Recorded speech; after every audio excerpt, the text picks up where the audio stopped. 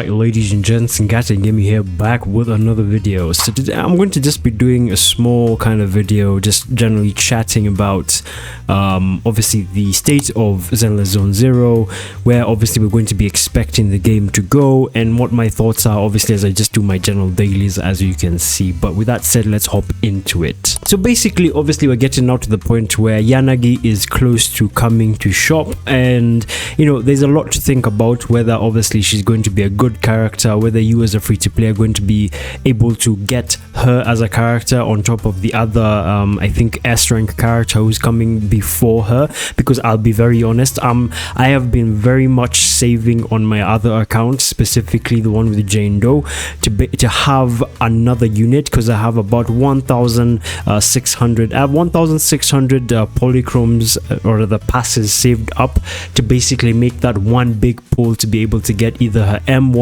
or a light cone if possible.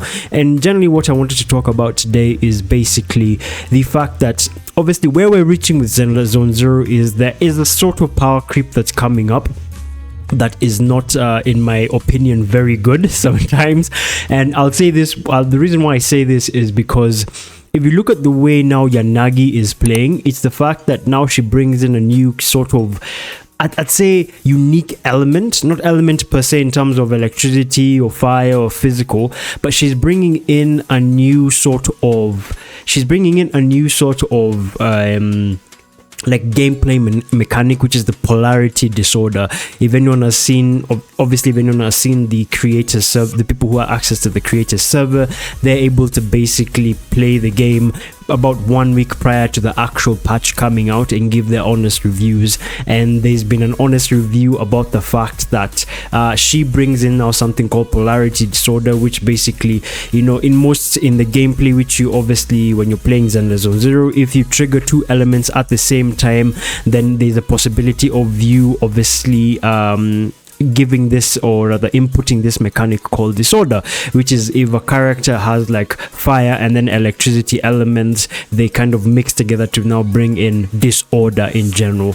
So basically now what she does is that she triggers that disorder buff before the actual disorder, and she doesn't even remove the element that is upon the enemy team, which I think is actually quite a good thing, to be honest.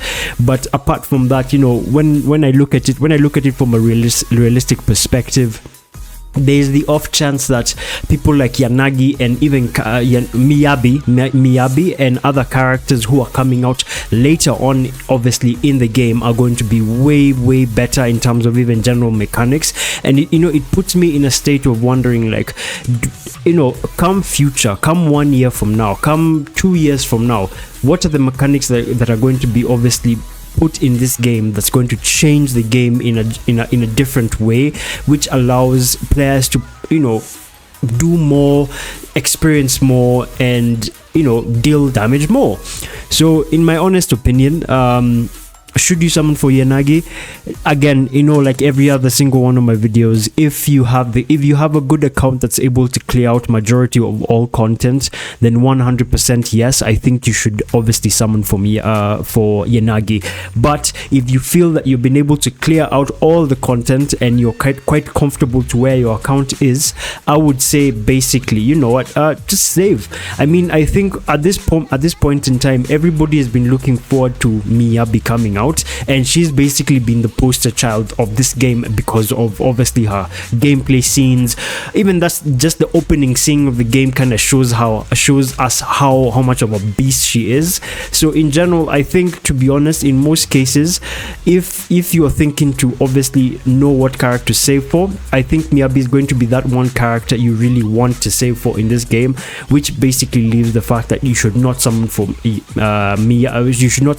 Yanagi. But at the same time, you know, it's up to you as a player, it's up to you as a free-to-play. Don't listen to most people who say this is going to be a broken character, summon for this character. No, I mean, just do what you want, do what you need. You know, if it works for you, it works for you. If you have an account that's doing well, don't try and waste your beloved polychromes, especially as a free-to-play player, to summon for a character or summon for a unit that is not really going to benefit you all that much, obviously, in the long run. Like a good example is like Caesar. As much as everybody was saying she's basically the Zhong Li of this game. To be honest, I have not gotten her on any account, and I'm doing pretty well. Like, I am doing pretty well. I don't need her that much. She doesn't really add that much value to me on any of my accounts. So what I'll say is, when everybody says, you know, someone for Miyabi because she brings in this new mechanic, from my perspective, the whole reason why I actually even started playing this game like tremendously is just for the fact that I want to play Miyabi, right? Everybody wants to play Miyabi. But apart from that, I hope you guys have a good day. That's pretty much it for me. I hope you have a good day, and I will see you all in the next one.